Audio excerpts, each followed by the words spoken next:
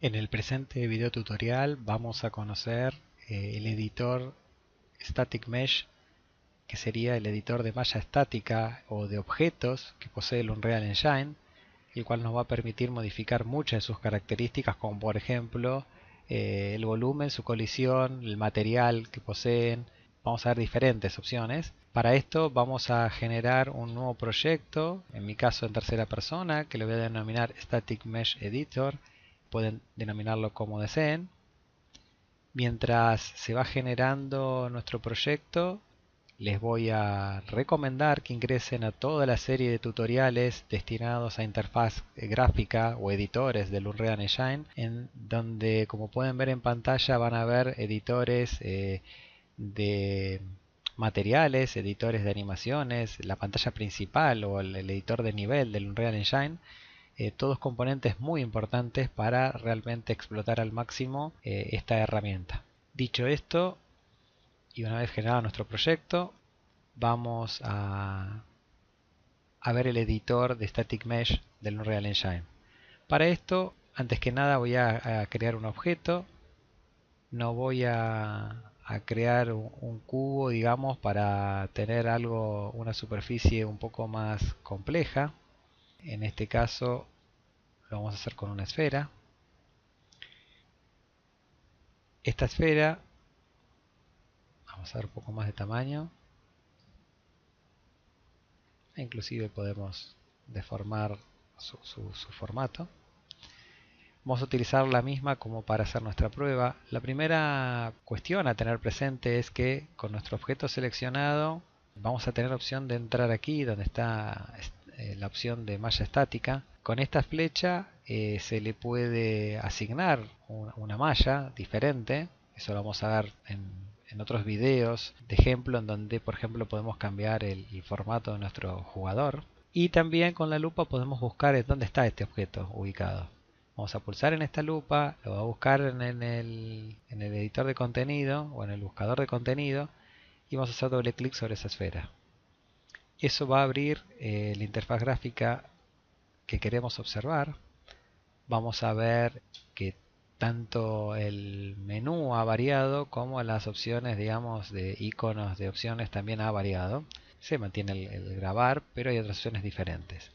Dentro de esas opciones podemos ver la opción que nos permite ver un formato de wireframe, que se denomina así a ver las caras que posee nuestro objeto. En este caso es para saber si el componente que estamos utilizando es óptimo o no. En juegos muy complejos o en objetos muy complejos, si existen demasiadas caras generadas en ese objeto, en ese juego, eso hace que la acumulación de los mismos después provoque una lentitud en el juego. Entonces podemos llegar a optimizarlo o saber que si tenemos con esta vista un objeto con muchos polígonos y un objeto optimizado con pocos polígonos, saber si el que seleccionamos es el correcto, es decir, tener el que tenía menos polígonos.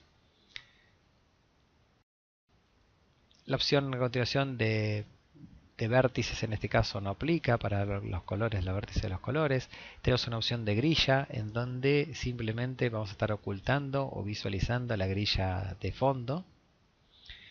Bounds es una opción que tiene que ver con objetos que tengan varias partes unidas por un esqueleto, llamémoslo de alguna manera. Entonces sería un objeto de múltiples partes unidos por un esqueleto y cada una de esas partes va a tener un movimiento o una forma en particular. La sección de colisión, que es una de las más importantes o por lo menos más llamativas de este entorno, en donde cuando cliqueamos podemos ver la colisión que tenga este objeto, pero es importante determinar que desde esta misma interfaz gráfica podemos dar diferentes tipos de colisiones. Remover la colisión actual, podemos dar una colisión de esfera, que en este caso sí sería adecuada para este objeto. Podemos dar una colisión de caja, en el caso de ser necesario. Eliminar esas colisiones.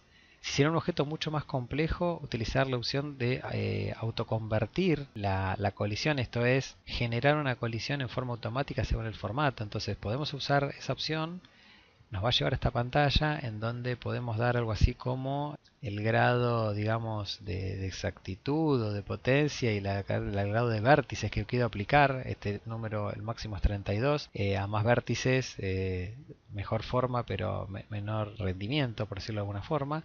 Lo vamos a poder aplicar y eso va a generar una malla formateada a nuestro objeto. También podemos tener presente otras opciones dentro de lo que es la parte, digamos, de colisiones, en donde hay diferentes tipos de colisiones, como decir que nuestro objeto no tenga colisión, es decir, en casos donde no queremos que nuestro objeto tenga una colisión, como por ejemplo podría ser, o sea, un estanque con agua, el agua que no posea la colisión, sino que nuestro jugador pueda, por decirlo de alguna manera, atravesarlo o ingresar en el agua y no caminar sobre ella. O que lo bloquee en forma completa, esto es simplemente sea un objeto que no sea atravesable, y hay otros tipos de colisiones que podemos seleccionar. También tenemos lo que se denomina la complejidad de la colisión. En este caso, si bien son conceptos mucho más complejos de entender, simplemente entiéndase que, por ejemplo, esta última opción, que se denomina usarla como una colisión compleja, básicamente lo que hace es utilizar lo que serían los polígonos y los convierte todos en malla. Obviamente presupone una mayor carga para el procesador, pero es una opción extremadamente interesante para objetos que son muy difíciles de, digamos, de lograr bajo otros mecanismos, e inclusive con el mecanismo que habíamos visto de autocolisión. No se logra dar la colisión exactamente. Bueno, con este mecanismo sí, porque respalda o se basa en los polígonos, entonces es exacta, completamente exacta. Yo en mi caso voy a remover la colisión, lo voy a dejar por defecto y vamos a agregarle un que convierta automáticamente. Otras opciones que podemos ver en este editor es el pivote, digamos, es decir, donde se genera el centro de coordenadas que podemos ver cuando montamos nuestro objeto dentro de la escena.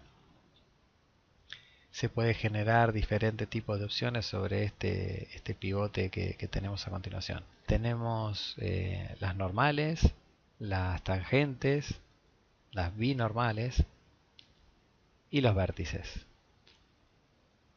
En este caso, con los vértices, lo que nos permite ver es, en muchos objetos, los vértices nos determinan si una cara que parece plana realmente es así, o tiene en una sola cara plana, está compuesta, por ejemplo, por 4 porciones, digamos, en un cubo, y muchas veces que uno presume que ese cubo está generado por 4 laterales planos, y a veces no es así. Cada uno de esos laterales está compuesto por 4 piezas, y todo eso lo podemos ver mediante los vértices o mediante los polígonos.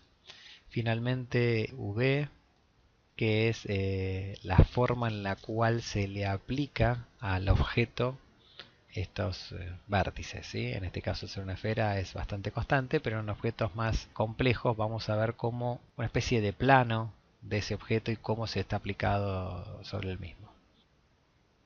Bueno, finalmente tener presente la sección, digamos, de detalles, en donde, al igual que en el editor principal, vamos a poder agregar materiales, buscar el material que tiene aplicado realmente el objeto, y otras opciones de calidad de seteo o de la malla, cómo se comporta, como hemos visto, las colisiones o transformaciones sobre este objeto, de manera tal de dejarlo listo y dispuesto como para que el mismo pueda ser utilizado dentro de nuestro proyecto. ¿Sí? Finalizado la operación o los cambios que quisiéramos hacer, podemos grabar, finalizar, y lo vamos a tener en pantalla listo como para operar. Esto fue todo respecto del editor de malla estática. Espero que les haya sido útil. Vuelvo a recomendarles que vean toda la serie de tutoriales de lo que es las interfaces gráficas del Unreal Engine, para conocer todo lo que respecta al mismo antes de poder iniciar el desarrollo de un videojuego. Muchas gracias. Hasta luego.